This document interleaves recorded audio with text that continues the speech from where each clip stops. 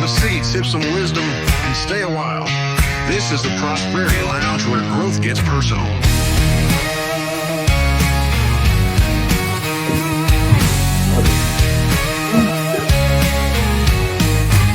Step inside, we're breaking chains. Good evening, everybody, and welcome back to the Prosperity Lounge. Snow and ice are rolling here in East Tennessee, probably across half the country. And when temperatures drop, wildlife doesn't just disappear. They move closer, sometimes a lot closer. Welcome to the Prosperity Lounge, everyone, where growth gets personal and hope meets freedom.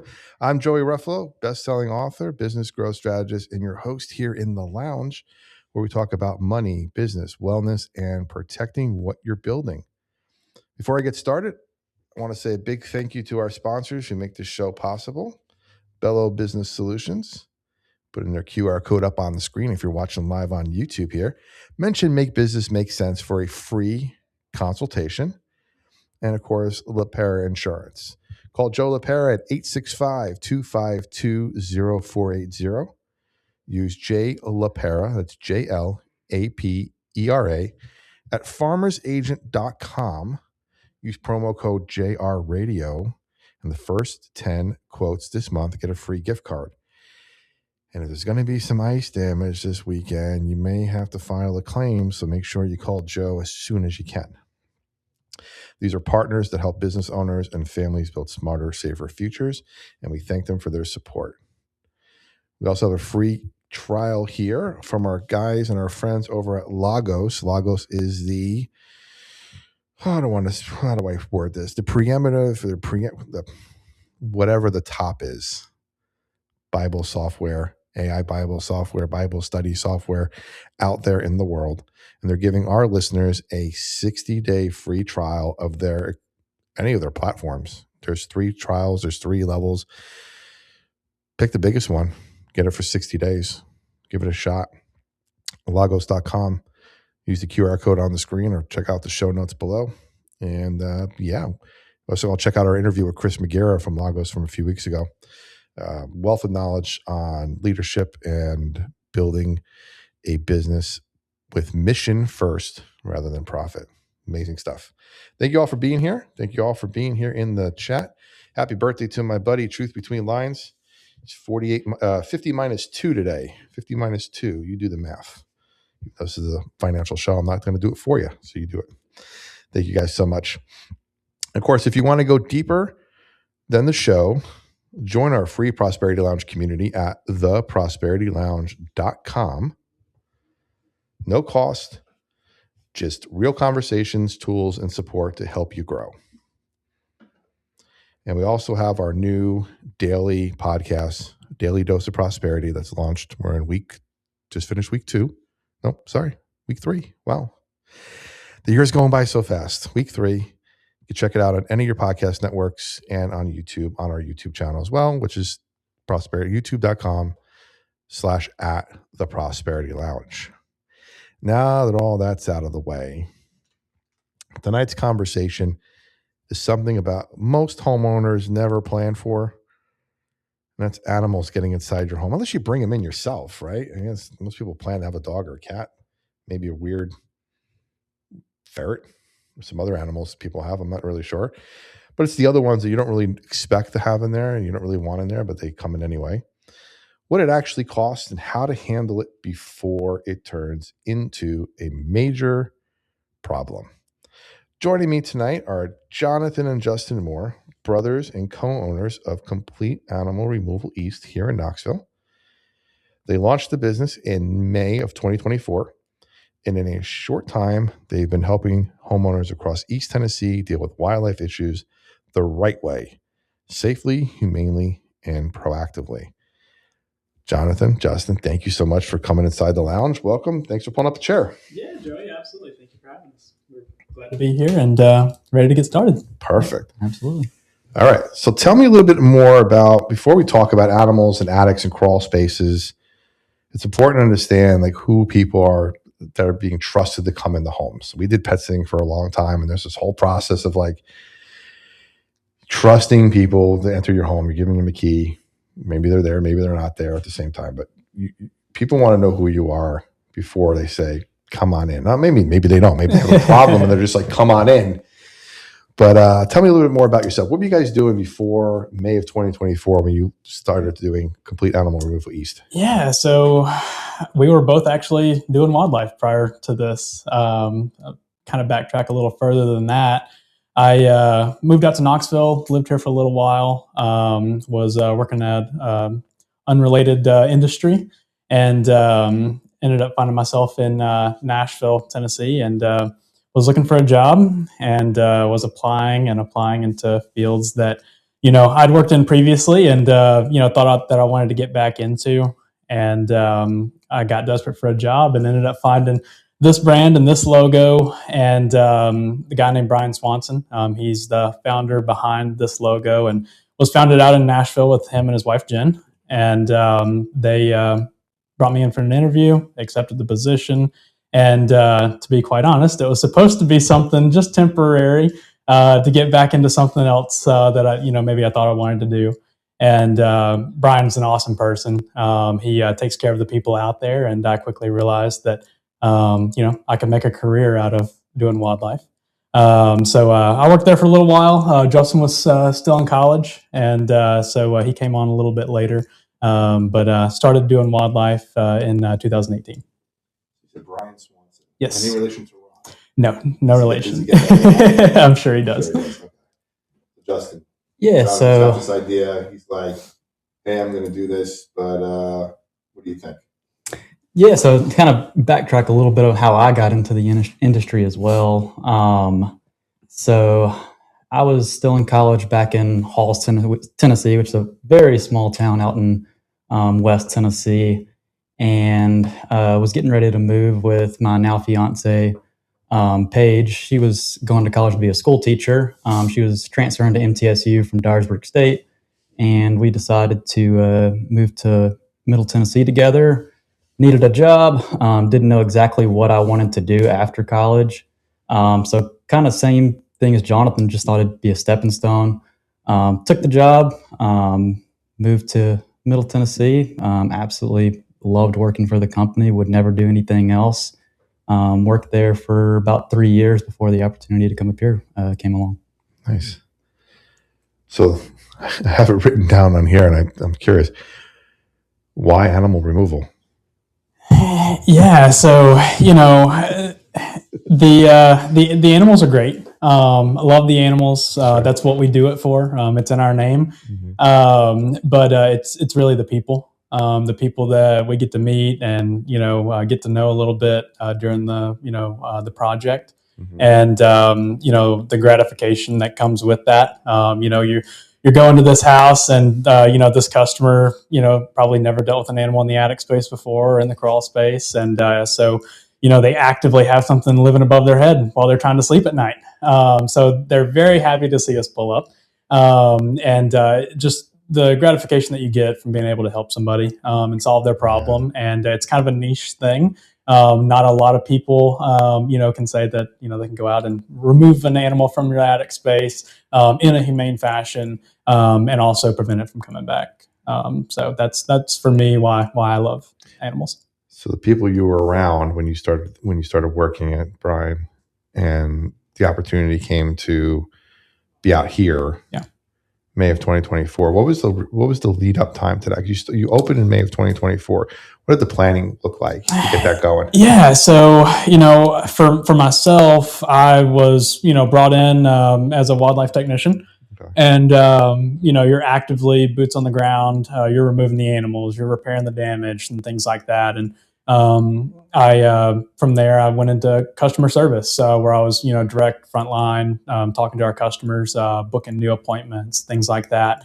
To being the field manager for a little while, leading the exclusion teams, and getting all of our trapping taken care of. And from there, it was more back end stuff as far as the training is concerned. It took about a year to really get to the point to where Justin and I felt comfortable to be able to come out here and open up and kind of run it ourselves. And it's been a true learning curve, and we've grown a lot since May of 24. personally and in numbers as far as the team goes. So all in all, it took about a year to get up and running out here. I love that. Do you guys both feel that the ramp up time you guys had with the company prior to starting was beneficial when you guys launched yourself?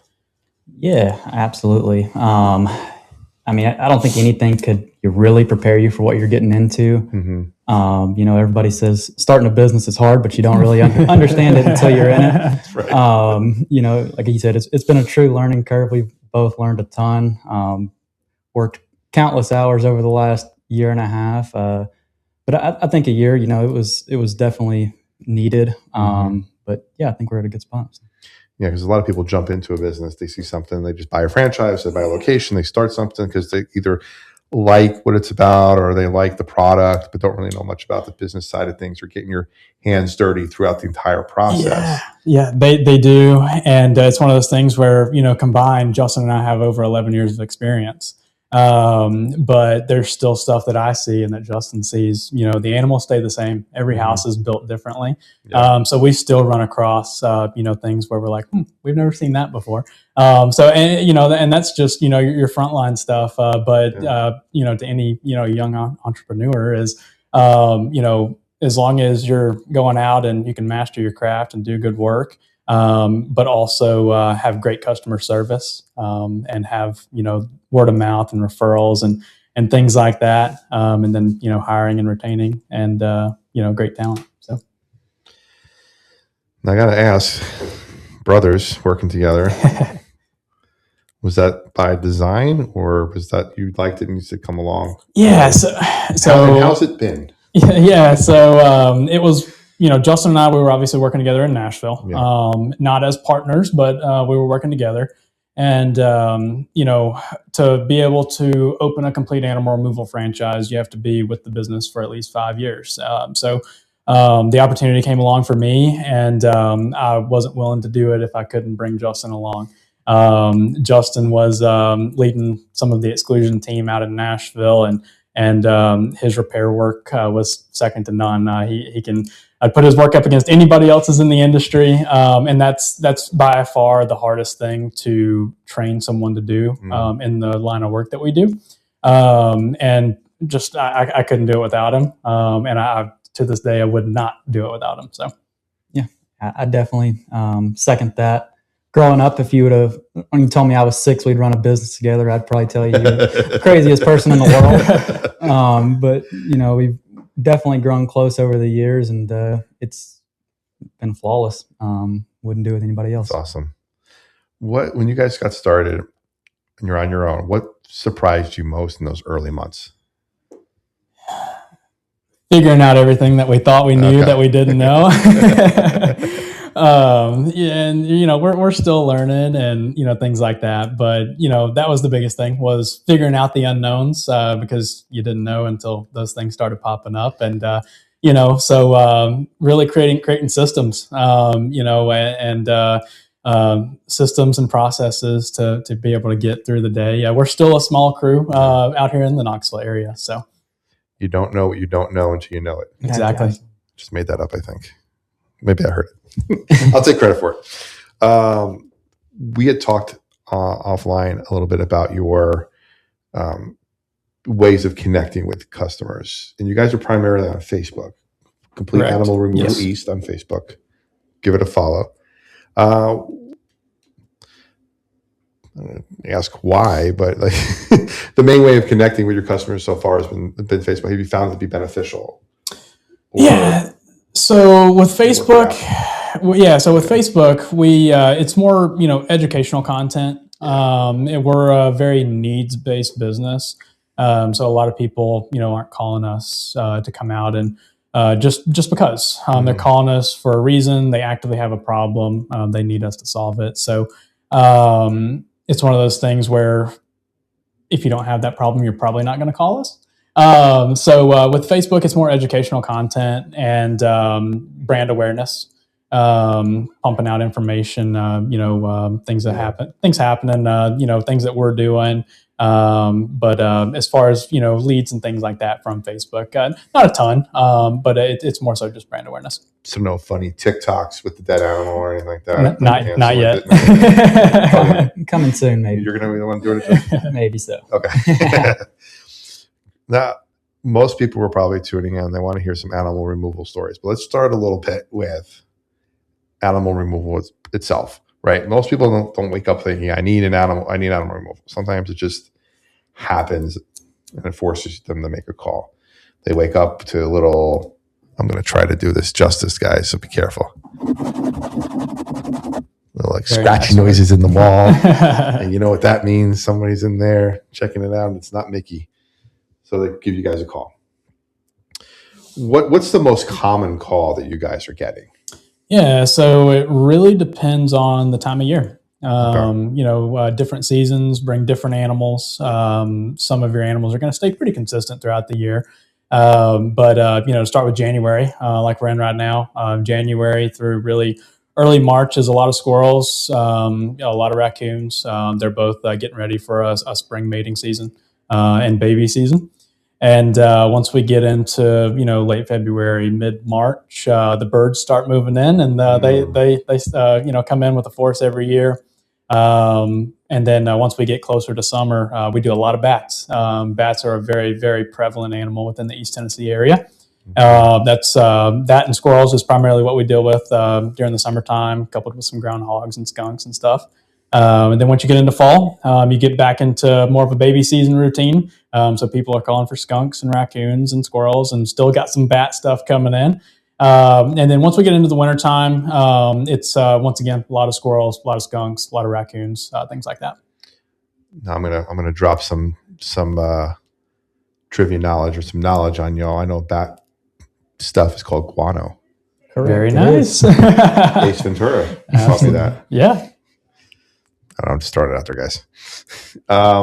We have a great weekend coming up of snow and ice here.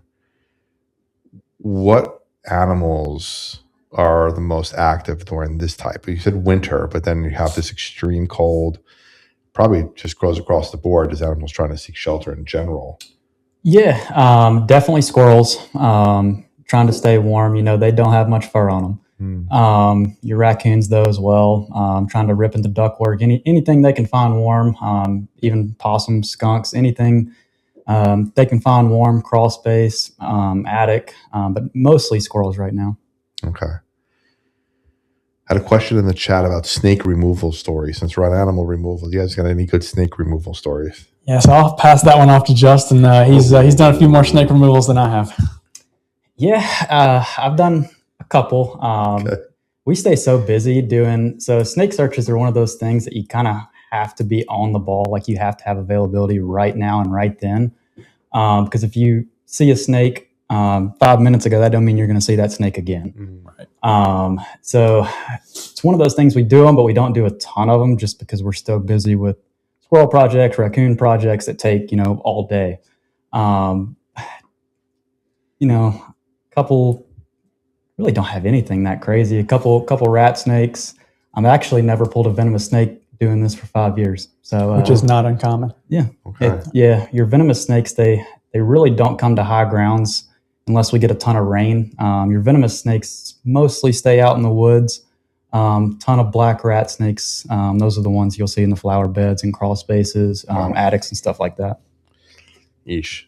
Now, when you're there doing another animal removal in an attic and you see signs of snakes or something, do you guys then go, hey, you might have a problem with snakes and we have to look for them? Or we do, yeah. Okay. So a lot of that's actually found during the inspection process. So the way that all of our projects are kind of handled is, first thing customer does is they give us a call and we gather some information, figure out kind of what's going on. From there, we send an inspector out. Our inspector for the Knoxville area, his name's Nate. Big shout out to him. He's a great inspector. And he goes into the attic space, goes into the crawl space, wherever the issue lies. And from there, he's going to identify feces to pinpoint exactly what animals have been in that attic space or inside that crawl space. and then transition to the exterior of the house to figure out how they got inside, which is the most important thing.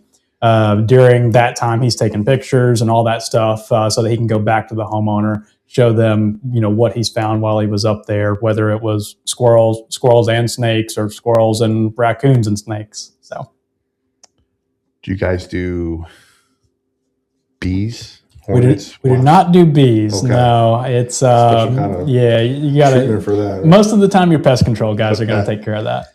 So what constitutes a pest versus a animal removal situation? Yeah, so anything mouse and larger, call us. We can help you for sure. Anything smaller than a mouse, so all of your creepy crawlies, spiders, hornets, wasps, stuff like that, those are all going to be your pest control companies. But mice and larger, give us a call. Okay. So speaking of mice or larger, I kind of teased that a little bit earlier with the fingers on the microphone, but what kind of sounds or signs should never be ignored? So anything, above your head, right on top of the drywall, that's usually a pretty good indicator. All of your animals, raccoons, squirrels, once they make it inside of an attic space, they're going to collect that insulation that you have up there, and they're going to build little nesting areas inside the attic space, which will be right on top of the drywall. Mm-hmm. And, certain times of the day, you'll hear, depending on what kind of animal it is, if you have gray squirrels, a pretty good time to hear those is going to be sometime right at sunrise up until about 10:30 in the morning, and then it'll kind of die off. And then it'll pick back up again in the late afternoon, starting 4:30 up until around dark sometimes. And that's usually pretty consistent. If you're hearing it after dark, chances are you probably don't have a gray squirrel. You may have a raccoon or some flying squirrels. Those being your nocturnal animals, you'll hear those primarily, after midnight. Okay. Yeah, and to add on to that, not only what to listen for, but to look for, because we have so many customers that have bats in the attic. They have no idea. So bats in the attic, look for black oil marks, especially on your gables. Very common area for bats. But a ton of customers, you'd never know you'd have a bat in the attic if you don't watch them flying. Interesting. I was going to make a Bruce Wayne joke here, but I don't know how to fit it in.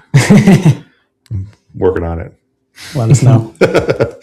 Okay. A lot of people decide or think that I'm going to handle this myself. Probably a very good initial thought to have, potentially, but probably not the right one to finally go through with. You guys probably get in there and see some DIY stuff that's been done. What are some of the biggest DIY mistakes that you see in trying to solve that initial removal problem? Yeah, so that's a good question. So with your DIY approach, you do run a real risk of trapping the animal actually inside your house, whether it's the attic space or the crawl space, and that's never a good thing. At that point, all animals are survivors just like us, and they're not going to choose to just die up there, whether that's chewing an exterior entry to get back out or ripping into the ductwork and causing additional damage. So that's a very common mistake, is actually trapping the animal inside if it's not extracted and removed properly. Another thing is all animals leave behind what's called pheromones. And whenever an animal occupies those spaces from their feces and their urine and oil glands from their paw pads, they're leaving behind pheromones. And those pheromones, even after that squirrel's been removed, the pheromones are still up there.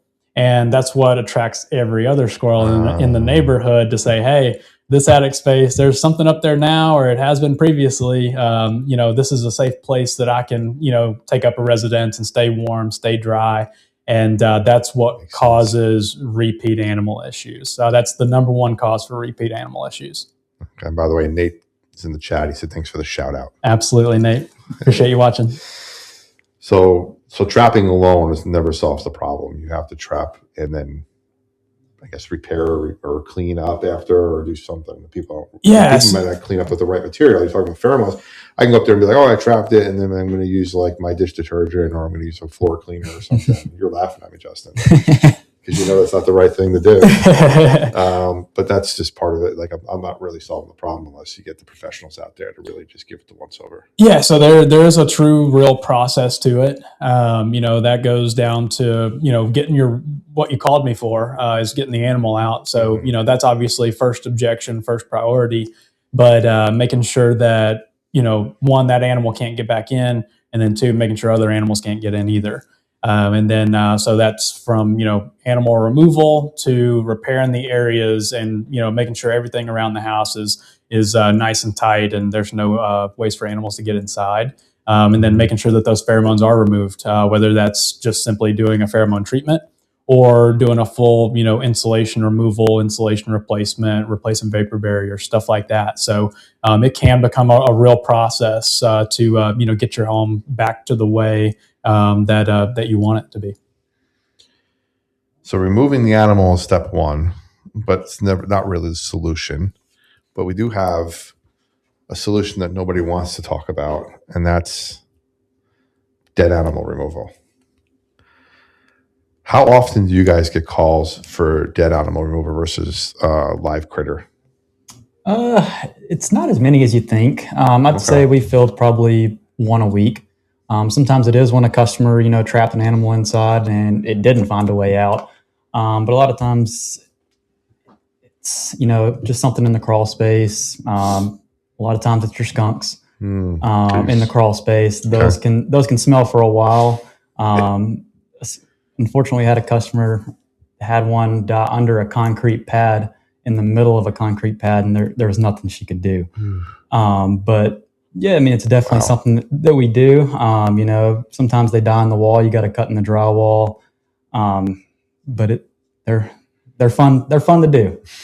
They're fun to do. Okay. That was a little sarcasm. Okay. Those are probably our least fun projects we do. Okay. Yeah, it turns into a difficult conversation with the homeowner because if you can go up there and inspect a full attic space or inspect a full crawl space, and depending on what the dead animal is, if it's a possum or a raccoon, you can chase those that smell pretty easily.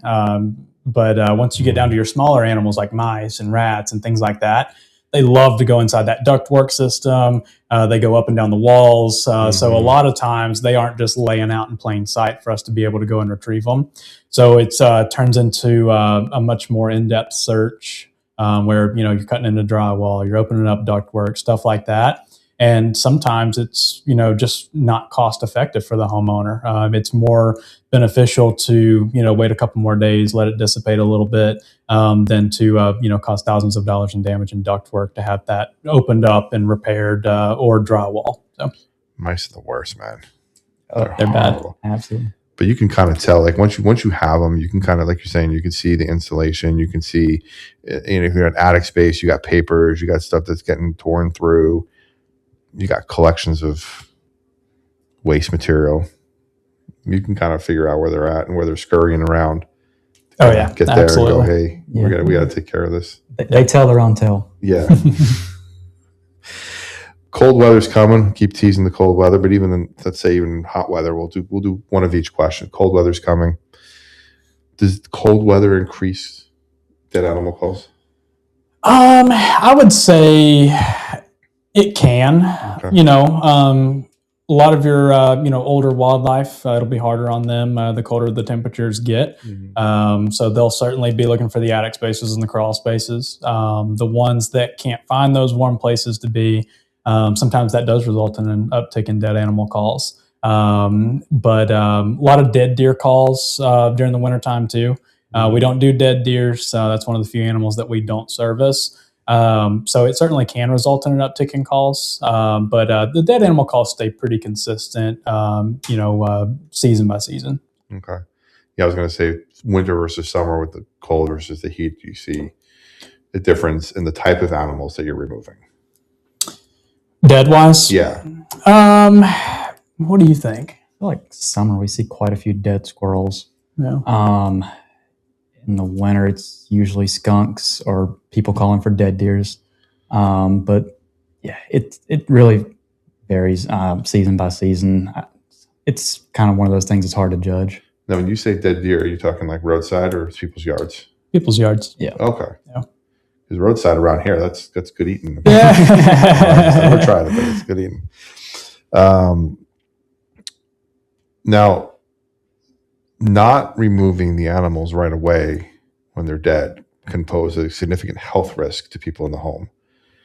What are some of those things that people should think about or realize when it comes to their health? I know animal waste material sometimes is not very good to have around. Yeah, That's PG for the radio. Yeah, that's a great question, and it is a very real thing that is a lot of times homeowners don't want to hear those types of things, and it can be viewed as like a scare tactic. But these are real world situations, and 70% of the air you breathe is coming directly from your crawl space. So, whenever you have a raccoon or a possum down there that's, urinating everywhere and dropping feces everywhere, eventually that's going to, grow up bacteria, and it's going to eventually break down and turn to dust particles. And if there's any puncture lines in your ductwork and things like that, it can, those little dust particles can end up actually in the main living area of where you live. So yes, wow. there can be health risks associated with animal feces and urine. Bats probably being one of the biggest ones. Being a smaller animal, they drop a lot of guano really quickly. And if you go into an attic space, one day there might be 5 bats. The next day you go out to start the project, there might be 30. And if you have 30 bats up there all simultaneously dropping guano, it can get pretty deep pretty quick. And it is some of your most dangerous feces. The older it gets, it dries out, creates that exoskeleton. Same thing with your other feces, turns to dust. And once it's circulated and you breathe that into your respiratory system, it can cause damage. Yeah. Wow. So what not to do when you smell something? That's what I wrote down. What not to do when you smell something. I got to write that a little bit better next time. But when you smell something, what's something you should not do in your home? Try and find it without a respirator. Yeah. Even with a respirator, if it's a possum or a raccoon, it can get pretty bad. So yeah, because you got to worry about not so much the smell too, but potentially health rabies or getting bit. Yeah. So once that we're back to live animals, but yeah, that's more live animal. But don't. Well, if you smell something and it's concerning, give us a call. We'll be more than happy to stop by and inspect the space and see, what we can find. And whenever somebody goes out, they'll obviously have everything that they need to, one, stay safe, but also get the removal done as well if we can find something. Smell something, say something. Yeah, absolutely. Yep. Okay. Question in the chat here asked about armadillos. That is a great question. So we do tons of armadillos out in Nashville, and they are slowly making their way east. I believe if anybody keeps up with local news, that there's actually been a couple stories run on it recently, and we've had a few calls trickle in from like the Kingston and Harriman area of people seeing some armadillos on their property. So they're actually, in my opinion, moving this way a little faster than I maybe anticipated. You can find them dead on the side of the road in Cookville, Crossville, things like that. But to have those already coming in is a little surprising. They do create a lot of damage. You won't typically find them in a crawl space, but they will love to burrow next to foundation areas and things like that. But we love the armadillos, and they're one of the most fun animals to capture. I saw a few in Farragut recently, so yes. Yeah. I was actually driving out in Sevierville a couple months ago, and one came out of the culvert and did a little circle in the road and went back down to the culvert. Now, in the cartoons, they curl up in a ball and roll away. Is that true in real life? No. So the only defense mechanism that the armadillos here in East Tennessee have is they can jump 3 feet in the air. Okay. Which is why they always end up as roadkill. The only time, a lot of times, people see armadillos is they're on the side of Interstate 40, and it's because they are spooked. They jump up and they hit your car bumper. If they didn't jump, you'd roll right over them, and they'd just keep on crossing the road. Okay. I don't know when cartoons are not going to fit picture, and I guess rabbits don't burrow and go to Albuquerque either. It's an old Bugs Bunny. You're too young for that, Justin. Too young. Yeah, dating myself, everybody. All right, so If you don't fix how an animal got in, you're not solving the problem. You're scheduling a repeat visit. So we're on to talking about once you get the animals out, we've got some repairs to do to stop them from coming in. What does exclusion, you talk about exclusion home repair. So what does exclusion mean in simple terms? That's a great question. Hard to explain in simple terms. Basically what it is, it's saying an animal chewed a hole in the side of your soffit. That would be considered an exclusion. We do, there's so many different exclusions that we offer. Everything's closed with pretty much the same material, but used in 1,000 different ways. We close anything from your ridge vent system all the way to the top of your house to a burrow all the way down to your foundation. Crawl doors, animals love to burrow around AC units. Ground vents, those are very, very prominent to get knocked out. So there's a ton of different things. It's hard to explain in a simple term, though. Okay. So basically, anything when the animal gets in, however they got in, you're fixing it so you are excluding them from coming in again. Correct. We'll just use that. Correct. Yeah. And okay. Okay. What you mentioned some of it. What are some of the most common entry points that people should maybe go around their house and kind of check out today? Yeah, so that's definitely something that I would recommend. Is we might get into it a little bit later as far as what to do, to try and avoid having to give me a call. But it's common to see roofline animals that like to get in the attic space. They love to get into what's called roof returns, and that's anywhere you have a soffit to shingle transition. So if you have any dormers on your house, chances are you probably have what's called a roof return. And those are vulnerable points. They're not a true transition, so there's always going to be a seam or a gap right there. And that's what animals exploit, is they exploit those already pre-vulnerable areas. So a lot of times your squirrels, they'll just go up and chew a little notch out of that. And once they're in the soffit, they're in the attic space. And so those are very common for, attics. Gable vents are another one. All gable vents, a lot of times they have a pre-installed bug screen, and they do exactly that. They keep the bugs out. But your squirrels, your raccoons, things like that, they can chew straight through that bug screen to gain access to the attic. So attic-wise, I'd say those are the two most common. Crawl space, ground vents, and AC units. Those are the two main culprits typically. Your plastic ground vents, those kind of self-loosen over time, and the animals just kind of happen to find an easy entry. They can kind of walk straight in. AC units, animals like to dig around the shroud where you have that AC unit where it connects to the house. Oh, wow. And that's a penetration for the duck lines to run into the crawl space. So if an animal digs under that shroud, they have direct access to that penetration for the duck lines. And that's a very, very common entry point. I think most people, when they're doing their home building, home repairs, buying a home, they I want to say, how do I say this? I don't want to say misunderstand. Maybe I'll use that. Misunderstand how flexible some of these animals are. Like, I've seen cat videos where it's a small little space and the cat squeezes under a door because of the way their spine is set up and their vertebrae and their anatomy. So a lot of people just think, oh, it's a big raccoon. It's not going to fit this tiny. It's going to fit because it's going to find a way in. It's going to squeeze into a little ball. It's going to squeeze its way through. So just because you think something like, oh, it's nothing. This is too small for anything to get in. Something's going to get in. Yeah. All it takes is really the tip of your pinky for a mouse. A lot of times, same thing for bats and flying squirrels as well. They will squeeze through some really small areas, but probably the most surprising that a lot of our customers always find to be the most remarkable is skunks. Once you start talking about skunk entry points, if they're not digging around the shroud to get to that penetration area, if you've ever looked at an AC unit, they'll have these forklift holes on either the front or on the sides of the unit. And that's so whenever it's sitting at the yard getting built before it's delivered to the customer's house, they can move it around. After it's installed at the customer's house, a lot of times those are left open.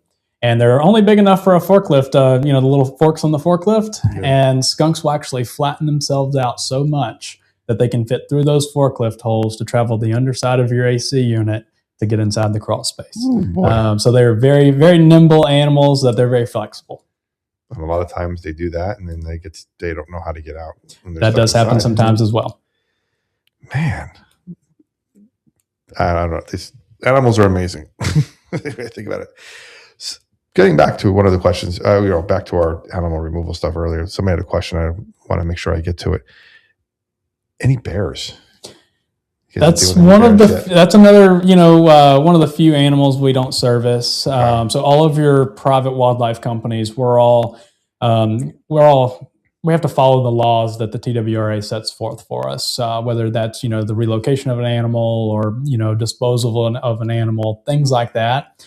And the state of Tennessee doesn't permit your private wildlife companies from being able to handle bears. So we usually recommend, if you do have a bear issue, to call your local TWRA office, let them know what's going on. They'll direct you as far as best course of action from there. But other than TWRA and Appalachian Bear Rescue, that's the only two organizations I know of that are able to handle bears. Now, I know we're on home repairs, and I should have asked this earlier. We're talking about the humane removal and the dead removal. You said there's laws in place to relocate probably live animals, and then there's a humane way to dispose of dead animals. Can you maybe walk us through the process for both of those? Yeah, so with your live animals, a lot of times what we use is what's called one-way valves. And, whenever we bring somebody in and we hire them, they think they're going to get to, cuddle cute animals all day and things like that. But truly, we don't interact with a lot of the animals because we use what's called one-way valve devices, and they are much more effective than just your cage trap that you can go sit along the side of the house and just hope you catch an animal. The one-way valve, once you've located the entry point, you're able to install that device, and it actually extracts the animal from whatever space it's living in, and they push up a mechanically spring-loaded door to exit out of the attic space or the crawl space. Mm-hmm. It closes in behind them, and that animal's free to go. Oh, wow. And that's extremely beneficial. One, it makes the removal process much faster.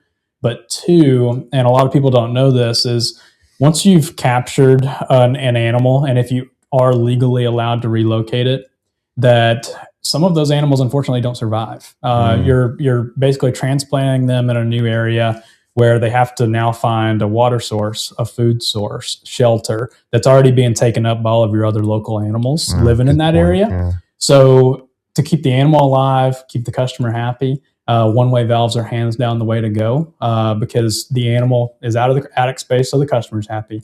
And the animal's happy because it's now getting to still live in the area where it knows where its food is, it knows where its water is, it knows where it has. It's got to find new shelter now, sure. But it's a win-win. The one-way valves are a game changer, and you can use those primarily for any animal we deal with. So gone are the days of trapping the animal, driving out to the woods, and you're free. Primarily, we still do. Yeah. Crying when the animal goes away. Okay. We still do trapping sessions. Don't get me wrong. Sometimes people call us and the animal's not in the attic or the crawl space. Yeah, it's just digging up the grass in the yard, and customer don't want that to happen anymore. We'll do trapping sessions for stuff like that. It's totally different type of call where we still want to help you, but a one-way valve just wouldn't be effective. And for dead animal removal, obviously there's probably a humane way of disposal. You guys have to take it to a certain spot. You guys have to take it to a central location. Is there a place around our area here in Knox County that does that? You take it to and go, here you go? Yeah, so a lot of your dead animals, those end up going to the landfill is a lot of times. Unless the animal's visibly sick or there's something going on with it at that point, we'd contact the state to see what they wanted us to do with it. Sometimes that involves incineration and things like that. We actually had, shout out to the Chattanooga crew, but they actually caught a squirrel that had squirrel pox. And we had never seen that before. It was covered in scabs, and it's basically chicken pox for a squirrel. Okay. But chicken pox aren't for chickens, though, for us. Right, so exactly. So we had to call the TWRA office and see what it was that they wanted us to do, and they deemed that the animal should be humanely put down. There was no cure, and at that point, to prevent the spread of the squirrel pox, that squirrel had to be incinerated. It's highly transmittable. So that's why it's important See, I love the transition. That's why it's important to make sure the exclusions are taken care of and the home repairs are taken care of, because you don't want a squirrel-poxed squirrel to get into your house and spread it or die in there, and then potentially you're picking something up. Right. Sure. Getting back to the snow and ice here, and shout out to Gray Wolf 99 who says my boys are famous. So there you go. Thanks, Tony. Somebody was asking, are you their mom or dad? But I don't know if Gray Wolf's your mom or dad. We worked with him out in Nashville. Okay. He works for the Kentucky office now. Got it. Yeah. Somebody in the chat asked. He hasn't answered, so I just figured I figured out. Thanks, Tony. Snow and ice again are coming this weekend. I keep whatever time of year it is, but snow and ice is here. It's going to expose probably some weak spots in homes. What are some spots that you think people should be checking out now and checking out in a couple of days when the ice is starting to sit there and then start to slowly melt? Yeah, a lot of your wooden homes, your fascia boards, those rot over time. Your gutters, they get filled with ice. That ice melts. It's sitting there on that wood over time. Your roof return areas, like we were talking about earlier, a lot of times that's where the gutters actually drain. So that water is running down right the side of that fascia board. Pretty much any of your gutter line area stuff. That's what I would keep an eye on over the next couple of days. And that's really just something that a homeowner should get in the habit of anyway. That's one of the reasons a lot of times we get the call is because there's something going on and the customer doesn't know until they hear it. But a lot of times that stuff starts to develop before the actual animal moved in. So, if you own a home, I highly recommend that, once a week or once a month, just take a lap around the house. Take a look at your soffit areas. Those are super, super prone to dilapidation if they're wooden. If they're vinyl, even just the slightest wind can sometimes adjust those plastic soffits, and it can create a separation for your animals to get inside. So doing a lap around the house, looking high, looking low, just takes you a couple minutes, but it can save you, substantial money in the long run if you, maintain, things that you notice. So the animals are they're creatures of opportunity. They're finding an opportunity. If you don't give them the opportunity, they're not going to come in. They're just like humans. They'll take the road with the least resistance. So if you have vulnerable areas, that will absolutely be the first place they exploit. They're much less likely to work hard if they have an easy access. Okay. So again, everybody who's listening, we're talking about prosperity here on the show. We talk about investments, and your home is your biggest investment. So get out there and walk your property. Get out there and, check it out. Give these guys a call to come around and do an inspection. Yeah. Make sure, cut it off. Be proactive rather than reactive. We talk about that almost every episode. So get out there and be proactive. Give them a call.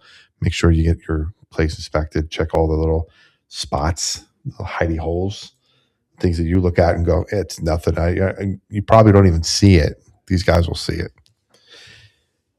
Also, Gray Wolf said to tell Justin to stop dominating the conversation. So, gonna give him something to talk about soon. Attic restoration and treatment. Animal gets in, damage is done. It's done a lot.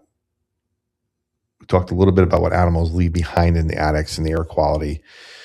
But damaged insulation raises energy bills. People need to know that. It impacts resale value. So restoration becomes necessary. What are some things that you guys do from a restoration standpoint? Is it just restoration from animal damage? Or is it just, hey, I need you to fix my attic? Yeah, so that's a good question. We absolutely repair the insulation because of animal damage. And basically the process of that is you go in first and you do your pheromone treatment. You're killing all of your surface level pheromones. And at that point, you start on the removal of the insulation. If that's the attic space, you're going to suck all that out into bags and dispose of that offsite. Once all the insulation's been removed, you'll come in, you'll do another pheromone treatment because you've stirred everything up now. And so you want to make sure you get that treated again. And then we'll blow the insulation back in, and we do R38 and R49. Your R38 is going to be up to 13 inches of insulation, and your R49 is going to be up to 16 inches of insulation. And that kind of goes into, maybe you don't have animal damage, but where there you have a squirrel problem. It's relatively new. There's not a lot of feces, but your insulation is been there since 1990, and it's compacted over time. Gravity takes effect, and what used to be 13 inches is now 3 inches. So that does go into an energy savings aspect whenever you start looking at what you're currently paying versus 3 inches of insulation versus what you could be paying if you had 13 or 16 inches of insulation. So we will do just insulation projects, whether that's due to animal damage or not. Yeah, and I would say energy is a big thing, but health is probably the biggest reason that we do attic restorations. Because all of your mice feces, you might go up there and be like, I have tunnels, but I don't see any feces. There's no reason to do an attic project. Mm-hmm. All that feces is under those tunnels, sitting on the drywall, right above where these people are sleeping, using the bathroom. So health risk is really more beneficial than the energy savings. Interesting. Now, in insulation, some of the older homes, you guys ever run into an asbestos issue? We have not seen asbestos, to the best of our knowledge anyway. And all the attic spaces that we've gone into here in Knoxville, we have not. Okay, good. It's the only thing I know about insulation. Yep. Okay. Man, we got some questions that came in from our listeners when I said you guys were coming on. And I got another question from the chat. Which one do you want first? Let's do the chat. Okay. Strangest animal removal you've ever done? I'll let you take that one. I don't know that I have, because everybody, that's probably the most common asked question that we get. Yeah. They want all the good details. Right. Mm-hmm. But, we're licensed to do your standard wildlife, to be honest. Your squirrels, your possums, your raccoons, your skunks. The state of Tennessee, there's not a ton of unique wildlife in Tennessee, other than, your snakes and stuff like that, and your bears in the East Tennessee region. But, we just don't see a ton of crazy stuff, to be honest with you. A lot of times it's just your squirrels in your attic, your groundhogs burrowing under a deck. I'm not sure if you have any crazy stories, but I don't really have anything. No, the animals stay the same. Unless it's a outside animal that somebody transported across state lines or released without permission. We can get some kind of crazy phone calls for things that may or may not be seen, but the animals that we actually encounter and work with, they are pretty routine. So, your raccoons, possums, skunks, bats, stuff like that. So no gators, no tigers. Not yet. No. No, what was that guy? Zebras when Ed was rolling around in Nashville. Yeah. Okay. Somebody asked, no giraffes either, huh? Not yet. No. Okay. Yeah. Yeah. It was a runaway donkey, not a giraffe chat. That's what that was. Okay. Sarah from Farragut wants to know, we hear noises mostly at night. Does that narrow down what it could be?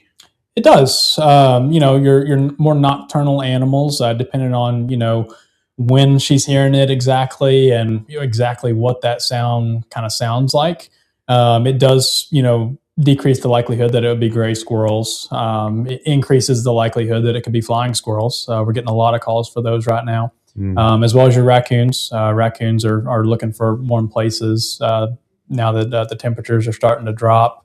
So, it does kind of dwindle some of the animals down, but without actually identifying the feces, even, just going off of time, I won't quite tell the story. Tony in the chat. Chattanooga did a large invasive lizard they removed from a garage last year. Nice. So you guys are behind. Yeah, slacking. Slacking a little bit. Mike in Maryville want to know, can animals get in through the roof even if I don't see damage? Absolutely. Yes, one of the Mike. Most common Pinky.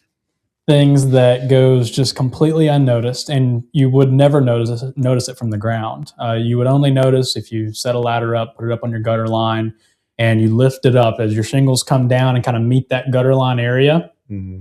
You would never know, but if you lift up that first layer of shingles, as those deck boards that the shingles are attached to, they come down and they meet that gutter line. There's a natural separation that occurs as the house ages. Sometimes it's just poorly installed to begin with.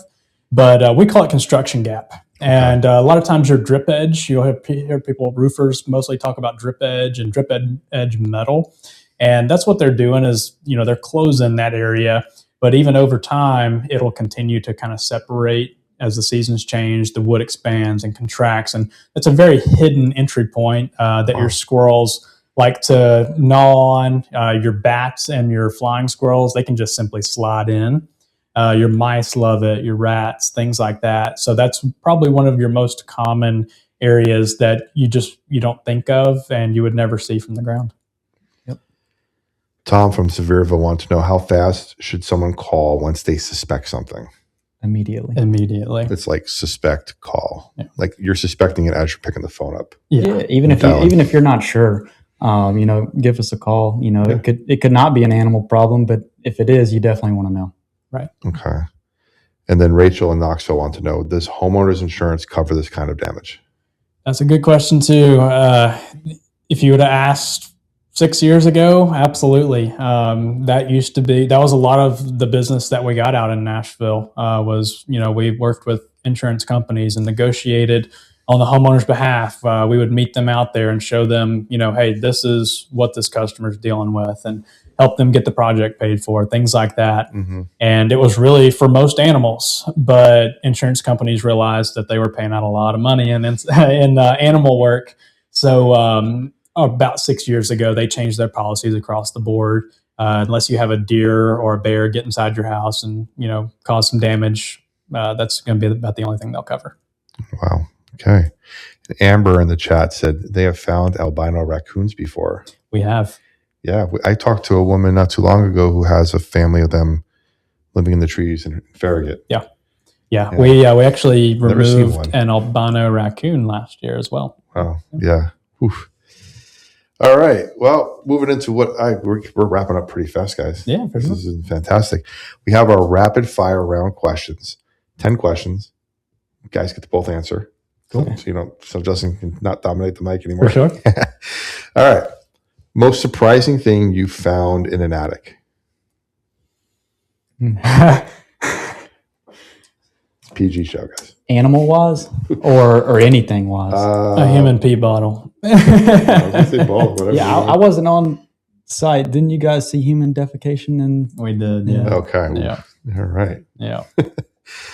Loudest animal people mistake for quote unquote house noises? Loudest? Yeah. Raccoon. Okay. I would have to agree. Okay. Raccoon. One sound homeowners should never ignore. Scratching and knocking. Squeaking. Ooh, okay. Biggest DIY mistake? Trapping animals inside. I think I would have to agree with that as well. Okay. An animal that causes the most damage? Raccoon. Price wise, bats, mice, rats, flying squirrels. Actual damage wise, definitely raccoons. Yeah. Okay. Wow. The bats can do some damage to your wallet. Yeah, and if you're not a billionaire like Bruce Wayne, you can't afford it. I worked it in. There we go. Thanks, guys, for the setup. One place homeowners never check. Your gutter line. Yep. Gutter lines and gable vents a lot of times. It's the fastest escalation you've seen from maybe an inspection or got called out and you came back and it just blew up on you. Yeah, that's probably, so a lot of times your projects aren't going to change too much from the time you go out and you do your inspection to actually getting started on the project. Mm-hmm. We try and start all our projects within 24 to 48 hours. So not a whole lot of time for things to change, but with bats, to kind of go back to them for a second, mm-hmm. Your bats, they will, those numbers really fluctuate. So, one day you may have 2 bats, the next day you may have 30 bats. As day by day that can change. Okay. Best preventative step anyone can take right now? Doing a walk around your house. Yep. And then making a phone call. Yep. What's the biggest lesson you guys have learned since May of 2024? It's hard to hire people. Oh, God, we can have a whole show on that. Yep. Yeah. That's probably it. I mean, it's hard to find good people. Yeah. We're blessed with an awesome team, but it took a long time to find them. So. And finally, what does prosperity mean to you as brothers and business owners? You go first. It means everything. I wouldn't want to do it with anybody else. Blessed to have somebody that has the same passion as me. I love that. Yeah. I just kind of, go off what he said. He puts in as much effort as I do and vice versa. And, it's not something that I would have wanted to do with anybody else. And, we obviously, we're still learning and growing and, as owners, but also, in the wildlife world too, things are changing, new things are coming out. Just very, very blessed to be working in the East Tennessee area and helping the people out of East Tennessee. So. Jonathan, Justin, thank you so much. Yeah. Complete Animal Removal East. Where can people find you? How can they get a hold of you? And what do you guys up to? Yeah, so you can find us at www.animalsremoved.com. If you want to check out our website, there's a lot of cool information on there. You can also find us on Facebook at Complete Animal Removal East. But if you have an animal in your attic or an animal in your crawl space, or you're hearing something, or think maybe you even heard something, you can give us a call at 865-888-9453. And you actually either get myself or Justin on the phone. You'll talk to us personally, and we'll gather a little bit of information, listen, and see what you have going on. And we would book an inspection to have Nate come out, our inspector, and he would do a good inspection, figure out what kind of animal it is you have, put a good game plan together. And we're never there to sell anything. We're going to educate you on what we found and what our capabilities are. And your home's your most precious asset and your most expensive asset. So we're here to help you protect that and keep it protected. And, we'll walk you through all the process. Give us that number one more time. Yeah, 865-888-9453. Awesome. Yep. Awesome. So again, digging in with that snow and ice thing, because it's just timely right here. But snow and ice, bad weather, rainy weather, snowy weather, hot weather, cool weather, nice weather. Weather passes. Damage doesn't.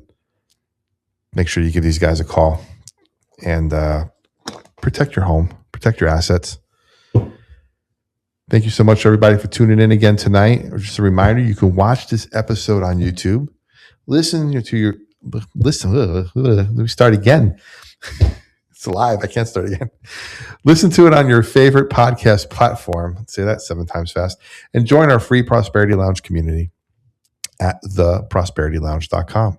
Again, guys, thank you so much for being here. Really appreciate it. Absolutely. Until next time, everybody, stay faithful, stay fearless, and remember, freedom lives where faith and action meet. The lounge is always open, and so is your next breakthrough.